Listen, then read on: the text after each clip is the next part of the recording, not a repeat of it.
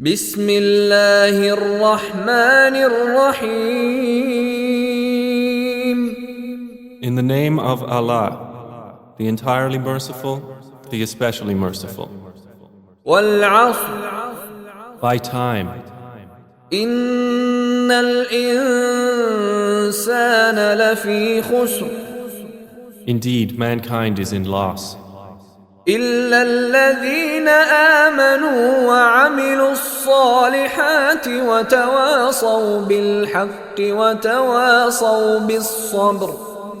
except for those who have believed and done righteous deeds, and advised each other to truth, and advised each other to patience.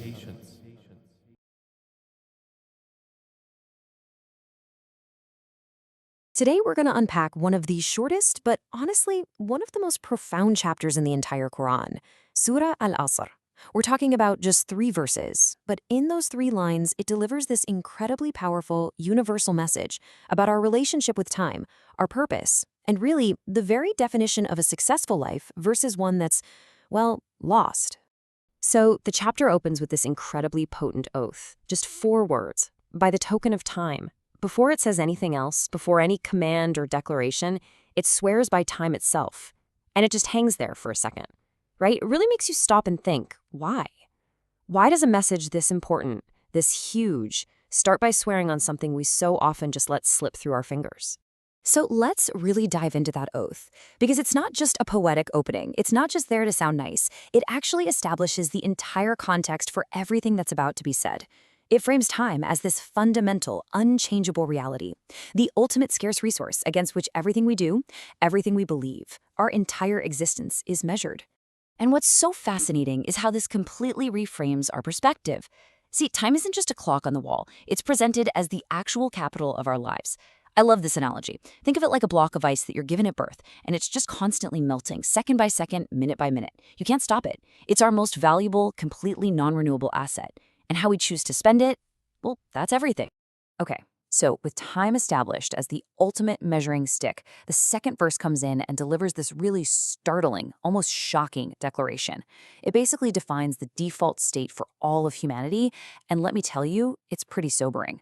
This is the core problem that the rest of the chapter is built to solve.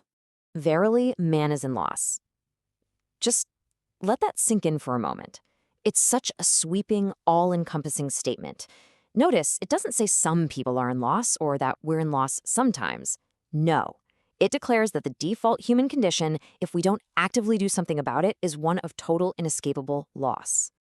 So, you have to ask, what does it actually mean to be in loss? We're not just talking about losing a game or losing money in the stock market. The word that's used here, it implies something so much deeper. The Arabic word is khusr, and it doesn't just mean loss. It points to a state of complete deficit, almost like a spiritual and existential bankruptcy. You can even relate it to modern terms, right?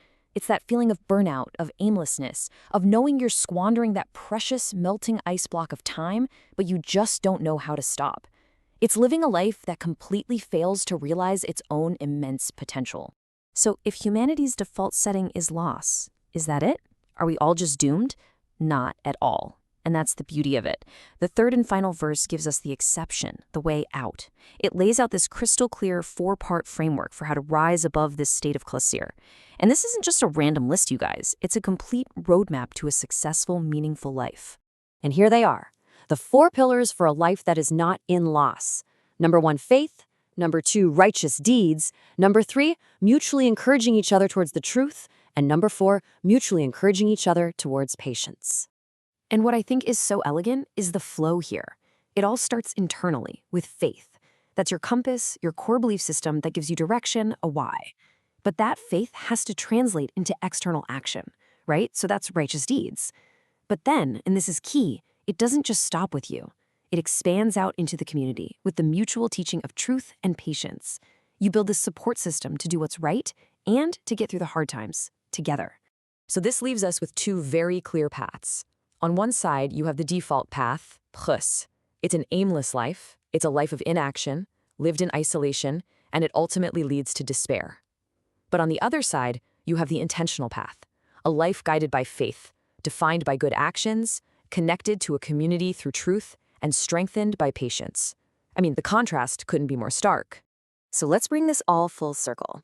We started with an oath on time, framing it as our most precious capital. Then we learned that our default state is to just squander it. And now we have the solution. So what's the ultimate takeaway here? What's the bottom line? Well, the answer is right here, in the full text of that exception. And you can almost think of it like a complete investment strategy for your life. If time is your capital, then these 4 things, faith, righteous deeds, encouraging truth, and encouraging patience, these are the 4 pillars of a portfolio that is absolutely guaranteed to yield a return of a meaningful, successful life. Ultimately, what Surah Al Asr gives us isn't just a simple checklist of rules. It's this deeply interconnected, holistic guide. It's a formula for success that perfectly balances our inner world with our outer actions and our own individual responsibilities with the well-being of the whole community. And that brings us to the final and really the most essential question that this chapter leaves with each and every one of us. It forces us to look inward, to think about that melting block of ice that we all have. If time truly is the ultimate measure of our lives, the one currency we all have to spend, then the only question that really matters is, how are you investing yours?